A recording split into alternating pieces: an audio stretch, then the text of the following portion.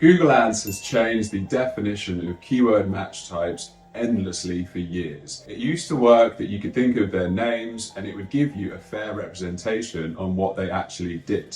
That makes sense. Exact match means an exact match. Phrase match means if it's in a phrase. Broad is broad, but no more. Google's endless drive to open up its systems to show you up on more searches than you want never ends. So understanding what that really means can make the difference between profitability or just straight pouring cash down the drain. My name is Max Sinclair and I'm the founder of Snowball Creations. It's an agency that literally runs ads for all kinds of businesses across the UK and the US. And I've overseen millions in ads going through each of these different match types. And so I have a pretty decent view on what they might do for your business as well. So I'm going to cover each of them today, both practically what does Google say they do, which is very important to read, and then what do they really seem to often do when it comes to reality in accounts that I look at, and when to use them, which is really vital. I'll finally finish at the end of this video with the actual split genuinely today on how much I use each of these different keyword match types in our clients today. So let's dig into it. Yes, please. And if you find any of this useful, then please do hit that like button and subscribe. Every subscriber makes me smile. So let's get started with exact match. So let's go with Google's perspective at the beginning, from Google's docs itself. Keyword match type that allows you to show your ads on searches that have the same meaning or same intent as your keyword. Exact match gives you the most control over who sees your ad, but reaches fewer searches than both phrase and broad match. This allows you to reach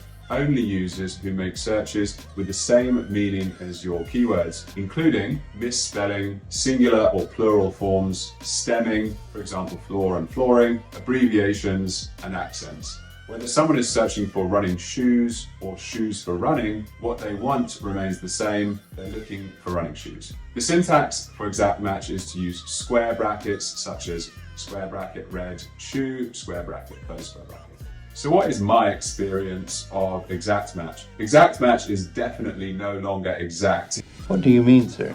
It brings in a variety of other themes that can for sure still be incorrect. Google doesn't like exact match. It's actually the tightest option available, of course, so it can stop us from using up a lot of our budget. Though with how tight it is, it does lead to far more limited volume, so that can cause issues as well. So I'd recommend it when you're starting out in ads with much smaller budgets especially, or sometimes if you've got a particularly high cost per click, then it's a good way to protect yourself there. Or also if you have certain kind of hero keywords that you know are the killers, this can be a really good one to use because it takes a bit more control around by setting them also as an exact match. So kind of like that as well as the phrase match is a nice thing to do with those hero keywords. So now let's go into the phrase match. So what is Google's perspective of phrase? A keyword match type that allows you to show your ads on searches that include the meaning of your keyword. The meaning of the keyword can be implied and user searches can be more specific form of the meaning. This allows you to reach more searches than with exact match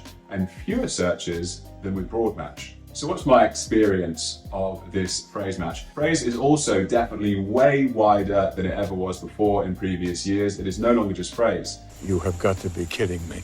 It used to be that these made up a much higher percentage of the keywords that we run for our clients, but nowadays this is reduced, as in quite a few cases, it just is too broad. Google particularly loves right now to spam every single competitor's search term that you could possibly have. And this can sometimes work out for you, but often it doesn't actually because your quality score drops off. I actually did an entire video about this though, about competitor ghosting, this kind of like high level strategy. I'll link that below and above so you can go and watch that if that sounds of interest and you want to understand whether that's a good idea or not. So these are often a good choice because they give you a kind of good balance, but at the right moment, and you do need to manage those negative keywords much more tightly to avoid the wastage. Now let's get into broad match. So what's Google's perspective on broad match?